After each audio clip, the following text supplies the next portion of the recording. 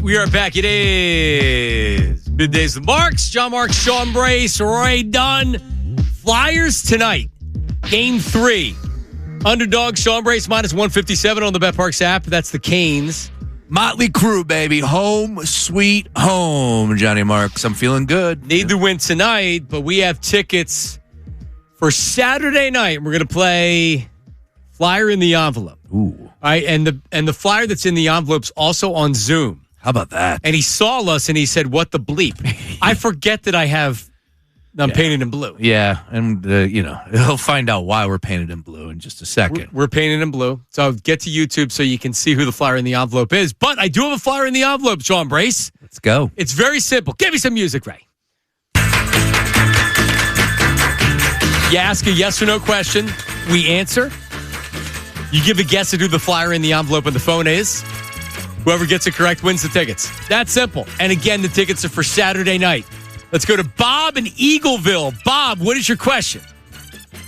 Did this Flyer play in a Stanley Cup final with the Flyers? Did this Flyer play that? No, he did not. Let's say Van Beesbrook. Is it Van Beesbrook? It is not. Anthony Paoli. Anthony, what's your question?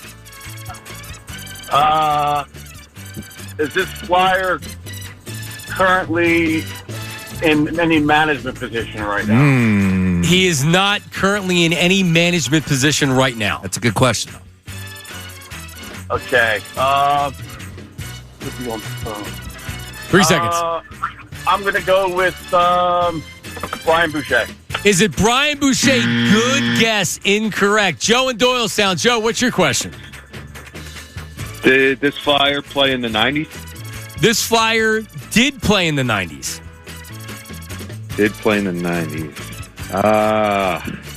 So hang on. If you look at his Wikipedia, it says his playing career is from 99 to 2010. However, he didn't play for the Flyers until the 2000-2001 season. There you go. Oh, man. Could it be Simone Gagne? Is it Simone Gagne? It's not. Tom in Lansdale. Tom, it's been narrowed down. Yes, it has. What's your question? Oh, man. Is he white? Yes, he is white. It's a white Flyer. That narrows it down. Yeah. Three seconds. All right, Tom, I'm sorry, man. How about one? Let me throw one for the people. You ready? No, not yet. Let's go Joe in Swedesboro. Joe, what do you got? Did he, does he have a podcast? Does he have a podcast, Ray? That I don't know. I don't I don't believe so. Is it Jeremy Roenick? Is it Jeremy Roenick? Jeremy, are you there? It is not. Damn, that'd be a good get. All right, ask your question. Instead of scoring goals, how about this? Was this player an enforcer? Ready to mix it up? He was an enforcer. Ooh. Chris in Jersey. Chris, what's your question? Hey, was he a forward? He was a forward. All right. I think it's Todd Fedoruk. Is it the fridge, Todd Fedoruk? It's Todd Fedoruk. You win, Chris! Nice. Let's go. Congratulations, Christopher. Who are you taking to the game? My man. Oh, dude, I'm pumped. Probably my boy Joey. He's probably listening. All right, Joey, have fun. You got to stop by our booth, all right, before Game 4 on Saturday. We're live 1 to 5 from the block party down at Xfinity Mobile Arena, all right? So make sure you come on by. Hell yeah, man. We'll see you at the block party. Thanks, guys. All right, Chris, there he is. And joining us right now on Zoom is, along with Tim Saunders, what a team we have here on the Fanatic for the games. It is the fridge, Todd Fedoruk. What's up, Todd? What's going on, guys? Todd, do you have a pot? Seriously, what is going on? All right, so back in the series against the Celtics for the Sixers, when it looked like they weren't going to win and Embiid was hurt and everything else, we had just said if they win the series, we'll paint ourselves blue, and we forgot that we even said it, and then people after the Sixers won said, by the way, you guys said you would paint yourselves blue. So today we had to paint ourselves blue. Yeah. They won. I love it. I love it. Yeah, we don't welch on bets over here. Todd, do you have a podcast? No podcast. No pod. All right, you can still hear him though. Yeah, but you can hear him. That's right. Tonight on the call on the Fanatic with Tim Saunders. So Todd, from your perspective, game 2, did that feel like a demoralizing loss for the team? Because afterwards, Rick was very positive. The guys were really, really positive. Did that take some starch out of them losing that game like they did? Well, any game will. Yeah, any game will, especially in playoffs. But I think that and Talk alluded to this too, I think the makeup of the team and the response from the first game to the second game is what you have to focus on. And they showed and proved they're going to be a thorn in this team's side. They can compete with them. There's ways and there's kinks in the armor. And they probably thought they should have came out with a better outcome.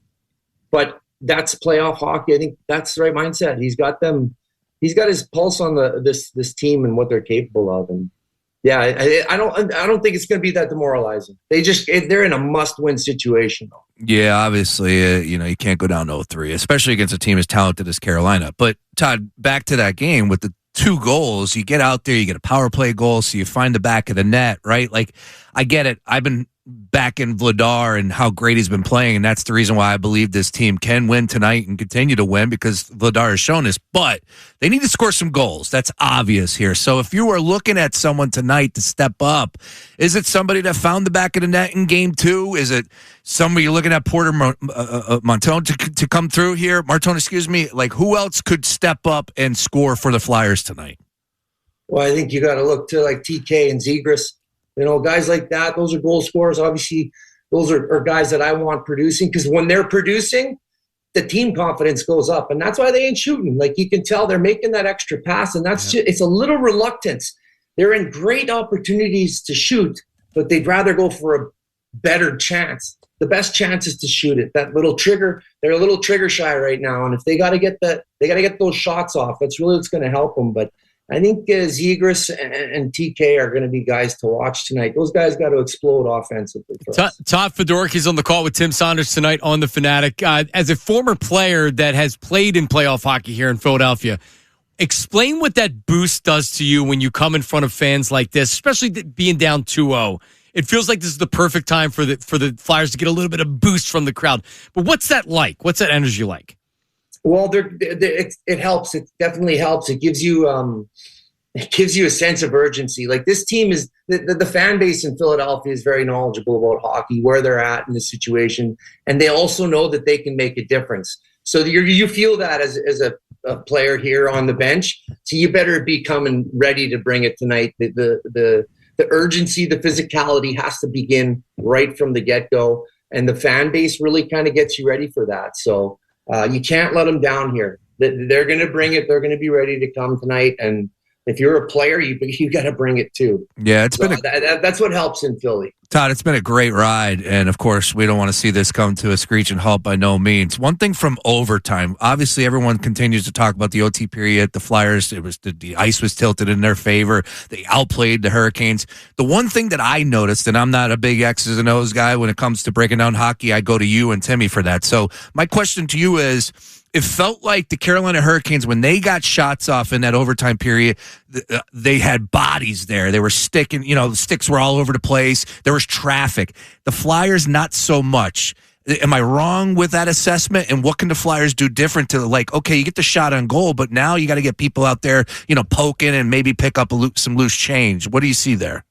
No, you're spot on. Great analysis. That's the biggest difference, I think, right now is the willingness to go into those areas, right? Carolina, by habit, by nature, they're 6-0 for a reason. It's because their habits are just to go into that area when pucks are going. And they're throwing from everywhere. They're not looking for high percentage plays. They're looking for that chaos in front, much like the Philadelphia Flyers. If we're not shooting and we're not in those habits, guys aren't going to the net. It kind of compounds on itself. So that's the one biggest difference, I think.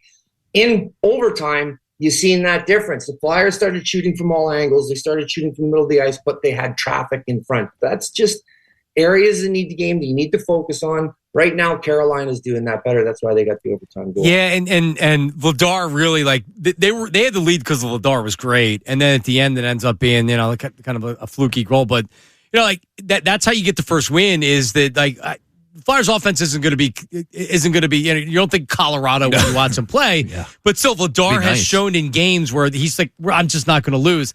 You get that tonight, you kind of change the series a little bit. Obviously, you got to win tonight. You can't go down 3-0 to Carolina, but Vladar definitely gives you that chance. He's still been playing well. Absolutely, he's become that solid solid goaltender that Philadelphia has needed for so long in so many ways. That's done. We don't have to worry about that. He's going to give us our best. For the team in front of that, that's all you really want. You've got to bring it. They've got to bring a certain level of intensity and physicality early on in this game because Vladar is going to shut the door. He actually has been absolutely tremendous throughout this entire season, and it's a good sign to have him on that back end. I don't think he's going to be missing any beats tonight. Todd, I know it's only one thing at a time here, and it's about scoring goals and finding a way to win. But one thing that they did really well in the Penguins series was it was pesky. Like they got underneath their skin. Is it wrong to approach something like that? Maybe change it up a little bit, try and, you got the home ice advantage, or is it just, hey, man, we got too much to worry about, business as usual, we need to go ahead and score some goals here tonight? Yeah, you're asking the wrong guy because I'm definitely biased to a certain style of play. That I don't think is in the bag of tricks. In Carolina, I don't think they're going to respond to that. If you can get them off their game, it's not going to bode well for us because if we start playing that way and getting in between the whistles, they're going to go in the power play. It's just how it's kind of the storyline of playoffs. They're breaking up scrums. So do it between the whistles. Stand in front of that goaltender, but be hard between the whistles and get in their faces. That pesky approach, we're good at it. Like they have some players that are good at that, but they've got to go to those hard areas and get in the faces quickly of this team. But you don't want to be having trips to the penalty box. You got to be super disciplined against this team. Their power play is too potent, too good. Our kill is good too. Mm-hmm. But you see, Talk couldn't get the flow of the game going. He can't coaches can't get all five guys on the ice, 5-on-5 hockey, get into a flow when you're constantly in the penalty box. So they got to stay out of the box. Todd Fedoruk, I'm a big advocate for that style. Yeah, which I'm going to ask you. Todd Fedoruk joins us. He was the flyer in the envelope for the tickets. So congratulations to the winner out there. So Todd, I asked, who did I ask this about punchable faces? Who did we have on that I asked about punchable faces? Riley Cote, were you not in? No, I was not here. You were away. Yeah, that's right. All right, so Todd, being that you were an enforcer, who are the three guys that you looked forward to, not look forward to playing when you're going into a certain city? Who are the three guys that you knew you were probably fighting with and you either looked forward to it or you didn't? Oh, three guys? Okay, Steve and Pete in Washington, we would always fight. Anytime I played against The Rock, I was bigger, so he figured because I was bigger, he would fight me. And then, who else was there? Rob Ray. I had a kindred spirit with Rob Ray. But we only fought twice. Is that it? And they played hard, but I always had to deal with them. Was he still in the Sabres, Rob Ray? I don't remember. Because I remember back with Lindros and all those playoff series that Rob Ray, it seemed like he was fighting every game. They had a bunch of goons, a bunch of tough guys on that team. Unbelievable. Yeah, tell you what, a legend. Yeah, my first fight in the NHL. Rest in peace, Stephen Pete. But he had a big head. Good grief, that was a gigantic melon. Yeah, I grew up in junior with him. Knew him coming up the ranks, and then had to deal with him when he was in Washington. Every preseason, we're trying to make the team fighting each other. So. Todd, I always bring up Barnaby when we talk about this because he used to come on. He won't come on anymore. He'll always respond back, but then won't respond back after that. But Barnaby was so annoying, and he was with I guess he was Pittsburgh, and he was in a couple different places. But did you ever scrap it with him? Oh yeah. I had one fight. I got my first goal in fight. In Pittsburgh with Barnaby. The second, it was like my second fight in the league. I had a good one with Barney. Yeah. It's awesome. All right, Todd, we look forward to listening to you tonight with Tim Saunders. I'll be on after the game for the post game. So let's get a win tonight. We worry about game four. Let's go Flyers. Thanks, Todd. Appreciate it, man. There he is. Todd Fedoruk also was waiting on hold during the contest because he came on during the commercial break. So he just wasn't on for the interview. He was going like a solid 20 with us. He's the man. Thanks, Todd. Yeah, it's they're all great, man. Timmy, obviously Todd, Brian, Jason. Like we have the best of the best. You know, just so you know, I've been listening to the NHL Network over this past month in my car, and I've been catching some other teams' radio analysis. Really? And I think we have the best in the NHL, hands down. Nobody's topping Jason Martinez. You know that. I mean, I'm a little biased. It's our guy. But nobody's topping Mert. Well, except me. And I don't know if you heard me. And Timmy. Nobody's got a voice better than Tim Saunders. Well, Fedoruk just said great analysis to you. See, man? Hey, put it on the board. Yeah. Big hockey guy. No, you know what? Chaos. Chaos in the crease. It's a good name for a podcast. That's, you just saw it. And that was the thing. Like, look at the last goal that people were, Black Gritty sends us that video that went viral. Everybody, that tweet went off. It had 1 million views in 20 minutes. Because it was legit. Because it wasn't a goal. There was an NHL official that works for ESPN was tagged in it, and he laid out why it was, because it was outside the crease. But damn, dude, that stick came down in Vladar's hand, on his glove. Like, there was nothing he could do. But it was outside the crease. So then that's fair game. All right. I'm a big hockey guy. All right. I'll teach you. Thanks. Look at you. Good analysis. I mean, good breakdown. You believe this NHL Network? Let's go. Fucked up podcast. Oh, man. NHL and radio NHL Network. That's something. That's next level. You watch the NHL Network on TV, at least you get Jackie Redmond. There's a reason to watch. If you gave me a suitcase full of $100 bills, I wouldn't be able to find the NHL Network. And by the way, I don't watch NBA TV or anything like that. Like, don't call me a hockey hater. I'm just saying. NBA TV's great, too, as well. Yeah. Association in the midnight hour. All right, couple phone calls here. Anthony's calling from Florida. Hello, Anthony. Good afternoon. Hey, John, Sean, Ray. Listen, I love you guys, man. I'm the one who told you over a month ago. I used to listen to you, John, back in the day under the water doing construction. But listen, man. I, as a diver, pardon the analogy, but I got to get deep on this Rossini Frable thing before I tell you about the Sixers. Now, real quick, if that's Sirianni, because it's the Patriots, he gets protection. If that's Sirianni, he has to resign yesterday, okay? Because the media, not just our media, would be on him like flies on you-know-what. It would be front news on ESPN every single day that something comes out. But because it's the stinking Patriots, nobody talks about it, on the national media. I don't disagree 100%. But I even if it's now, as far as Sirianni getting fired, or resigning. By the way, I think Vrabel's going to take a year off. I don't believe he's going to play. He's going to coach this year. I agree. I agree with you, John. But the reason I'm getting frustrated like this is because, like, my group chat, my Philly sports chat, they're like, "Oh, who cares? People do this all the time." But this is something deeper than that.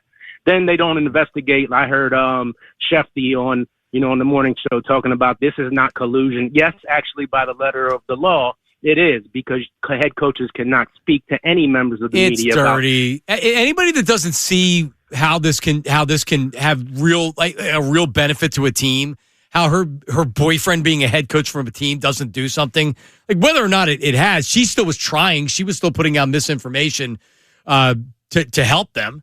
So, like, whatever. But here's why it's different for every idiot out there that says this isn't a big story. When was the last time a $1 million a year NFL reporter was messing around, was banging the NFL head coach? Like, come on. Of course this is a big story. They're public figures. When you make a lot of money and you're a public figure, guess what? You don't get the same treatment if you cheat on your wife or husband as these people do. This is the way it works. Exactly. And it's deeper because she's the lead insider reporting on the trade while he's insider talking about it. So it's crazy. It's crazy. It's crazy. Let's get on anyway, you. I'm not giving up. I'm not giving up on the Sixers just yet. First off, let's go Flyers tonight, baby. But on the Sixers, right? Can they win 2 of the next 3? And then 2 after that? Why not? It's possible, right? I mean, I think the Sixers are actually better on the road this year than they are at home, and they've proven that. Yep. So I love you guys, man. Thanks for the time. All right, man. Appreciate it. So the way he phrased it, can they win 2 of the next 3? Yes. Huh. Can they win 2 and 3 after that? That's where you start to lose me. That means Embiid's going to have to play every game. Yeah, 1 game at a time. I can't. That is the right way to do it. I can't get to 2 out of 3 because we just don't know who's healthy, who's ready to go. Also, on the flip side, I don't know who's playing for the Knicks. Hold up. We're not the only one dealing with issues. Hold up. We'll find out. OG's a big deal. He's been shooting really well. He scored 24 last night. It seems like he plays well against the Sixers. You remove him, now what? Okay? And then also you got some other possible injuries as well. So we got to just... Losing OG, Gio this morning up in WFAN said that it would be catastrophic to the Knicks if he didn't play. The Knicks are on the timeline, and they're praying. They are absolutely praying that OG is okay. Well, that's what sucks about not winning last night was if you win last night, now they're kind of on the ropes. All the pressure's on them. They have injuries, and you won a game without Embiid, which is really what you did with Boston. You won that one game without Embiid, and that was really the series. Now they had to turn it around. They were down 3-1, but still, you got that one game, and that enabled you to stay alive and get Embiid back to where he could play. Listed 32 minutes ago. I don't know if this is anything worthwhile, but it is listed as day-to-day. So he's listed day-to-day. Again, it's gamesmanship. They're not putting anything out there the day before. So we'll find that's a game-time decision. Although, like Mitchell Robinson last night, that was late. That was a late scratch.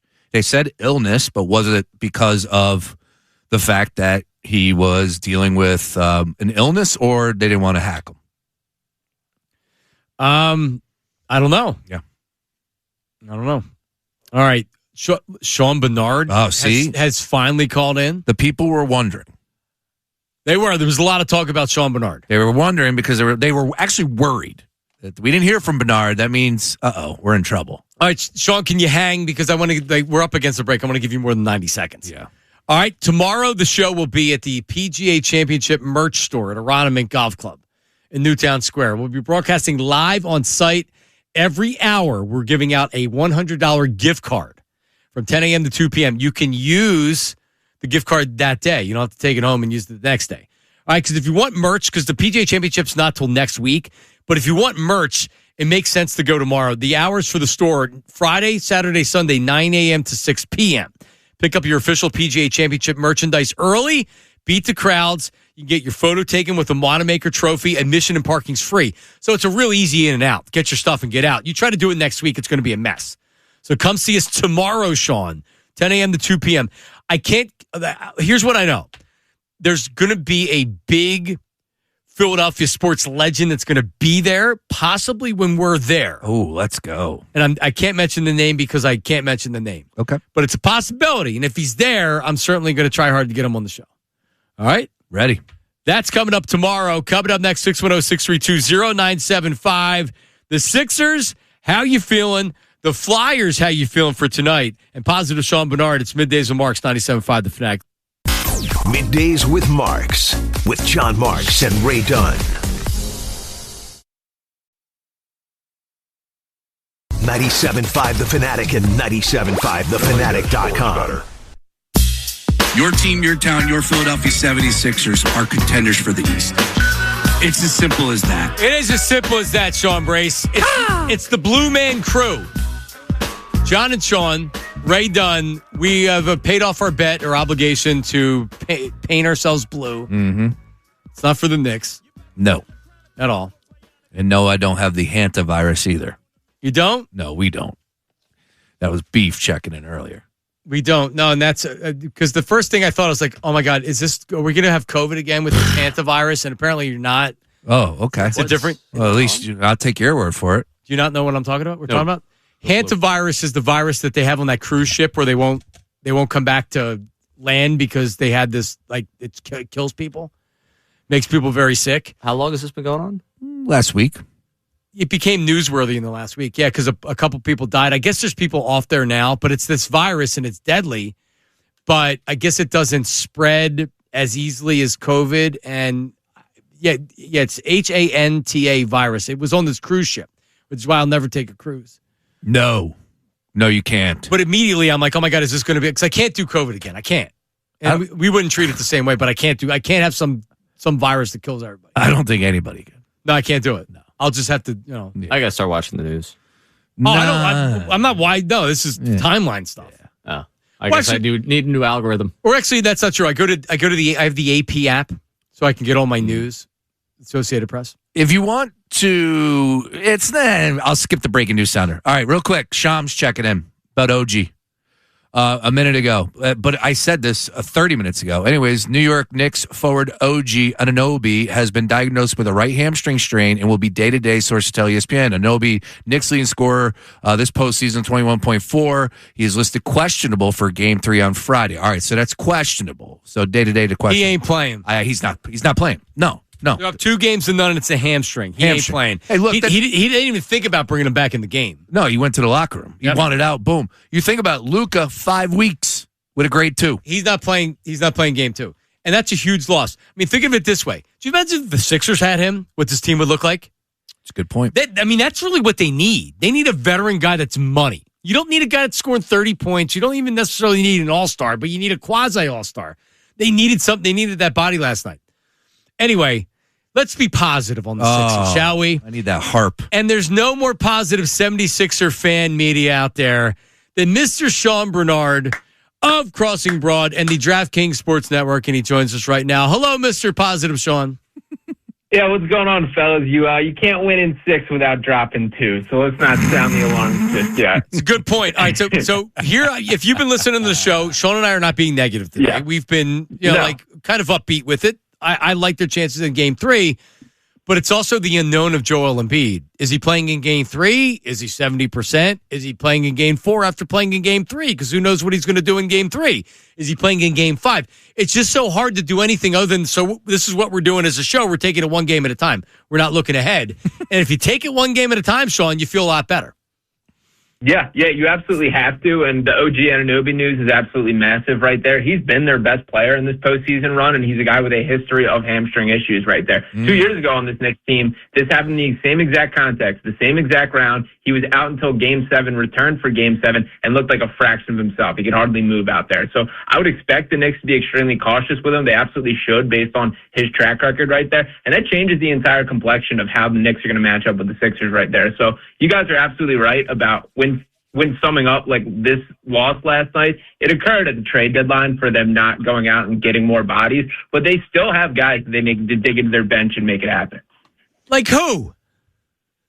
Trendon Watford is the name I want to throw out right now. Yeah. And I hear you. Yeah. I hear you on there's nothing, but here's my case. It's very clear that Maxi's got too much on his plate. And just to rattle off a couple of stats, for starters, he led the NBA in minutes across the regular season at 38 per game. He was also 8th in total minutes played, despite playing just 70 games. He was the only guy in the top 15 to play that few. And now in the postseason, he leads the NBA in total minutes with 360. VJ Edgecombe is second across the entire NBA with 337. Paul George is third with 329. Wow. And Kelly Oubre Jr. is fifth with 302. So 4 of the top 5 in the league as far as total minutes. Now, when I'm saying Watford, they just need a ball handler, man. Kyle Lowry's obviously not going to cut it. Dalen Terry's not good enough right there. Watford's a big body who can handle the ball. When you look at the per 36 splits, Maxi's the only guy with a better assist rate than Watford on this team. And I think you need to make it a clear priority to get Maxi running off screens, running off pin downs. Don't make him create, especially with whatever the state of his finger is. I guess what I would come back to is defense, right? Putting Joel Embiid and his health to the side. I like the defensive effort, Sean. What did you see different from games 1 to 2? For my money, I thought they picked up Brunson earlier, and of course, I thought VJ was on him a lot more. What did you see? Yeah, the pickup spot was night and day better, and VJ in particular made a clear effort of getting in his grill in the backcourt, making him work all the way up the floor. And I thought Dominic Barlow was a difference maker. Me and you were screaming about this, or me and Sam were screaming about this after the postgame on Game 1, that's the guy that needs to be playing in this series. And when we talk about how excellent Jalen Brunson is, which he's an incredibly skilled player and everything that he brings to the table, but he's a matchup hunter. And what Dominic Barlow is good enough at is moving his feet, sticking on the perimeter, and making him work, which I thought he was excellent at last night. Sixers favored. Now up to 2.5, boys. Sean, your read. Is it? Your read on Game 3 at 2.5, Sean. I think it's a pretty clear indicator that OG Anunoby's not going to be playing, and frankly, I think there's a decent chance that was the last we saw him in this series. I would expect Joel Embiid to play with a little bit of pause there. I will say the whispers that I was hearing yesterday weren't particularly positive on how he looked inside like practice and going through the trainer yesterday. But if he's going to give you just close to what he gave in the Celtics series, they can absolutely beat this team and beat this team 4 straight times. But like the Knicks are a good team, but they're absolutely a beatable team. No, I agree. I had this. They had won 6 straight. It's like the longest streak in their franchise playoff history, but they're beatable. We can beat them 4 times in a row, Sean. Not a bit in a row. Well, once again, just lost OG Anunoby. And I'll also note, I popped on here as you guys were having the conversation for most punchable faces. Jalen Brunson's got to rank pretty high on that list. He sure right does. He's got quite a bit of surface area to work with. Dude, I'm telling you, I hate him so much, and I wish he was a Sixer because he's really, really annoying and it'd be fun. Oh, he's Prop Joe from The Wire is who he is. Wow, yeah, he is. Spitting image, but and that's the thing that's disappointing. They actually held him in check. He's always going to get his points, but he didn't shoot well last night. I thought Edgecombe did a really good job defending him, in particular in the first half. It's just the problem is when you look at this team, they're just not deep enough, and that goes directly on Daryl Morey.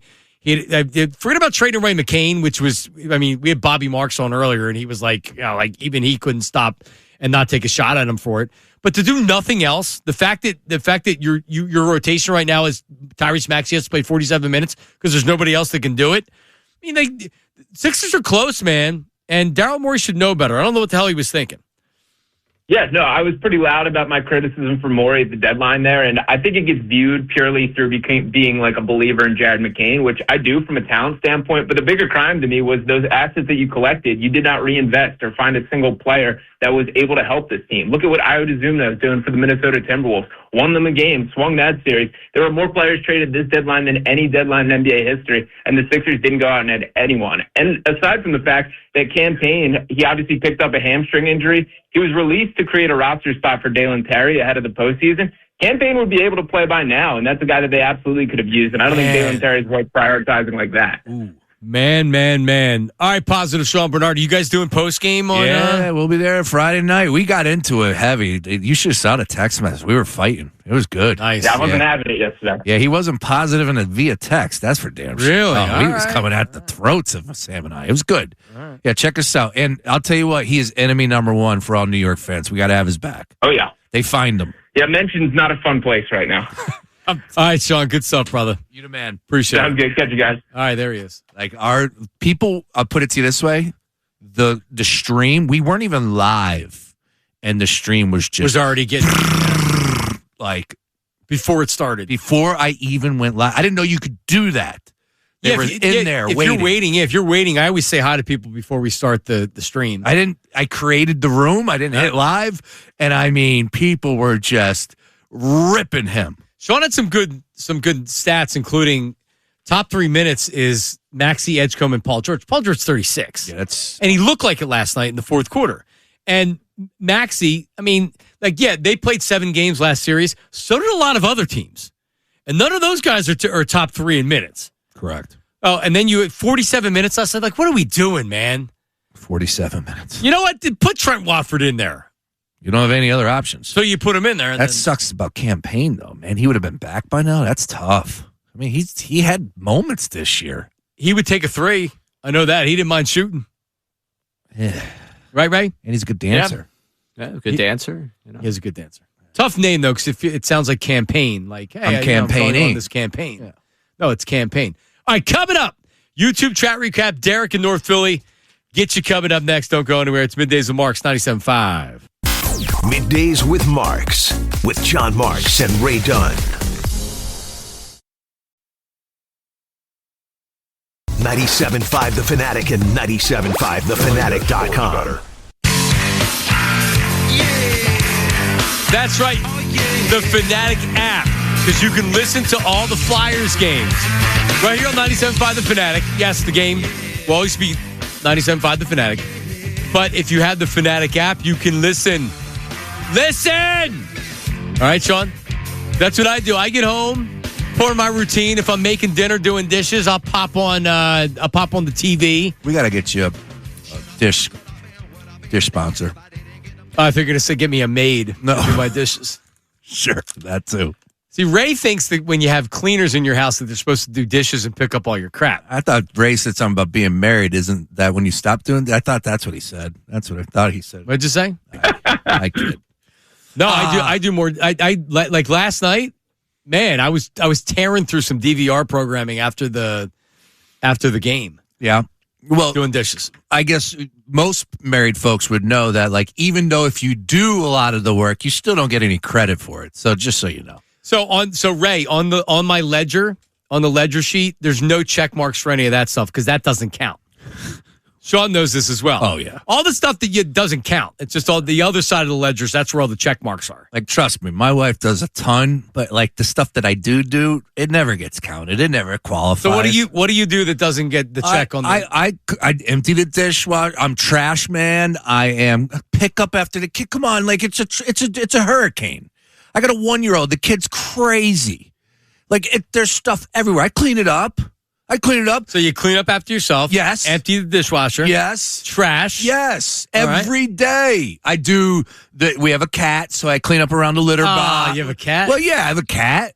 Most people have a dog. I have a cat. All right, so I vacuum the litter box. I'll bet you Ray had a hamster growing up. Not a shot. Oh. Did you have a pet? Yeah, dog. Okay. Yeah, he's a dog guy. You can tell. Golden Retriever type. Yeah, Golden Retriever was the first one. Yeah. Golden Retriever type. Yep. And I have little dogs. That's what I've always had. Yes, you did. In fact, did you see last night that Nick Kurtz is in town? He's from Lancaster, the reigning rookie of the year. Okay. He was a Phillies fan growing up. He has a dog, is a cat at home named after Bryce Harper. Really? And they had family dogs growing up named after Chase Utley, Ryan Howard, and Hunter Pence. That's pretty cool. Oh, Hunter Pence. Wow. It's a good one. Really excited, July 2011. Yeah, he played like just over a season here, right? It was 2011 and the beginning of 2012. It's a really weird deadline, yeah. Career. Bernard got just a puppy, him and his lady. They're getting married in June. And his last name is after a Saint Bernard. How He's about not that? really It's how you say it. But he almost named it. He almost named the dog Topper because Rob Thompson just got fired. So that's Kevin and Delco. His son is named after Carson Wentz. Yeah. My buddy Delco Steve, his son is named after Cooper DeJean. Like legitimately named after Cooper DeJean. It's the Delco thing. My parents, my mom breeds dogs, West Highland White Terriers. When they had back in 2008, 2009, there was a litter of puppies. Ryan, Chase, Cole. There was a Shane mixed in there. Bruntlet. There wasn't not a Bruntlet. Oh. I was Bruntlet. You know that? Yes, I did. I was called the Bruntlet of the station, which is JM's, my insurance guy, said, "Oh, it's a compliment. Like, you call me Bruntlet Jenkins." That's a compliment. No, it's not. You could have went with Ryan Howard, or at the time, I guess I wasn't Ryan Howard, but not Bruntlet. Come on, man. It's like, oh, you're Dylan Moore. Thanks. Whoa. Now, see, that's disrespectful to Eric Bruntlet. Okay, it is. It is. Okay. What was his name? Eric Bruntlet is the Michael Jordan of Dylan Moore's. All right, let's go to Derek. Derek is in North Philly. Derek, what's up, buddy? What's going on? I'm upset with everybody on the station because y'all making excuses for Maxey. I love Maxey to death. He's getting paid max money. If it was Joel, Jalen Hurts, y'all holding them to high standards. This guy's a young guy. I'm not trying to hear about 47 minutes, man. Don't give me that. Y'all talk about the old guys, right? Mm-hmm. That y'all don't want them on the team, but we got young guys and they can't produce because they running 47 minutes. No, Joel give you 40, 42. Come on, man. That's not fair, man. So Derek, listen. I'm just saying it's not ideal to have him play 47 minutes, but like we both agree, he struggled in the second half, and he was a big reason why they lost the game. Now you're saying as far as putting the same standards as Jalen Hurts, I think we would all agree that this Jalen Hurts standard is ridiculous with how he's judged and the criticism he takes. Yeah, and Embiid is look, as far as moving on from him, he's getting older, dude. Like, 31. Yeah, man, 32. 32 now. Yeah. And Paul George is 36. Like, these guys are only getting older, and you can't count on them now. It's like, that's the only reason why I say, like, it's time to move on. I said it last night. Guess what? When the Sixers win the damn NBA championship this year, mark this down. When the Sixers win, they come back and beat the Knicks and roll on and they win it all, I'm still trading them. How about that? Yeah, you wouldn't. Still trading them. By the way, we have breaking Diana Rossini, Mike Vrabel boat news. Oh, come on. Video from TMZ shows the two heading out for their Tennessee boat day while she was very much showing during her first pregnancy. There's video. Were they like doing the Titanic deal? Like when she's standing up and Vrabel's holding Interesting that they did have the inside the NBA had the Titanic picture with them. Pretty funny. On the boat. I liked your question. What's worse? She's out there cheating with his kid? Honestly, you know what her easiest way out of this is? What? She was pregnant with his kid, and she fell in love with him, and she knows that it wasn't right. But she fell in love with him. The two fell in love with each other, even though they were already married. Man, that's a Hallmark story. That's a movie right there. Because if she's doing that and she's pregnant with her husband's, I hate talking about it because those people are the people that don't deserve us to talk about this. I feel horribly for her family. Oh well, and his family. I think honestly, if she's going to be on a show, I think we know what it needs to be. You are the problem. Just saying. Middays with Mark, Sean Brace, and Ray Dunn. We could do an interview. I'd be fair and unbiased. Look at this video. Oh, my God. So, by the way, he's not going to coach the Patriots this year. He is not going to coach the Patriots this year. People ain't done with these stories and pictures. Well, I think it's starting to become like, wait a second. Remember that time we saw Mike Vrabel? That might not have been his wife. Go find that video. We could sell this. Correct. I don't even know if there's other women. He fell in love with her. This is a love story. The kids are in love, Ray. I'm good. I hope they end up together. Yeah, they said the same thing about Tiger, too, with the pancake waitress. He's in love. And there was 90 more. He's in love, all right. Yeah, I don't think he coaches this year. Telling you, you're going to hear and when I say, and I even hate saying this, I mean, she's pregnant. She named the child Mike. She has some video out there saying about the famous NFL Michaels. You remember that? Yep. She's almost mocking it. You don't know why I'm saying this, but I'm saying this. Like when she was asking the question about the wife, they were involved. They were very much involved in a relationship. Wait till we find out who Joey is. Oh my God. Fatone? Famous Joey's. All right, let's get to the YouTube chat recap. Go. It's time for the YouTube chat recap. How about filling us in? Let me tell you something else, man. Watch us live on YouTube every single weekday. I can't lie. Let me tell you something. It's the Middays with Marks YouTube chat recap. Yep. Brace looks like if the Cookie Monster was suffering from alopecia. Tommy John from the chat. Nice. The only thing that sucks about having to wear the blue paint today is the videos that Dutzy put out for our social media. Like he put one out of me ripping Stugatz. You almost have to explain why there's two idiots with blue face paint on, which you don't. So then you're watching it and you're not worried about the content. You're like, why are these guys wearing? Shouldn't he edit it and say John and Sean were wearing blue face paint because of It's Philly, man. It's Philly. It fits. Like the crossing guard eating the ice cream with the crooked hat. Like, yeah, it's Philly. It fits. Eating an ice cream cone. I'm over here 50-50. We didn't even play that yet. Maybe that's tomorrow. Can we get him on the damn show? I want to know more about that guy. Or maybe I don't. I don't know. I think we're good with the soundbite. He's a legend. All right, what's next? Brace looks like the girl from Willy Wonka that ate the forbidden blueberry candy. Tom from the chat. Yeah, you do. Great movie. Classic. Yep. No, who pulls it off better? Because he's bald, so it should look better on him than me. Yours was thicker. That's a drop. You guys, jeez. You guys both serve different purposes here. But it works, right? Whoever said you look like the Duke Blue Devil, I can't unsee it. Oh, yeah. That's good. Yeah, that's good. The pointy hair. Yeah, Cameron Indoor over there. Nice. Oh, the Cameron crazies. There you go. All right, what's next? John made sure to not get the paint too close to the fake grass. Andy from the chat. Hey, brother, this ain't fake. All right, this is my real growing hair, courtesy of, this isn't the old plugs. This is my real growing hair from Morgenstern Hair. Fake grass is funny. That's funny. Yeah, my lettuce is real, brother. All right, what's next? Brace looks like an old blue M&M that you find on the ground. Money Mar in the from couch. The chat. In the couch, yeah. Now, do you eat it if it's in the couch? You know, if it's my couch, sure. Yeah, why not? Right? Anybody else's couch, you can keep that. All right.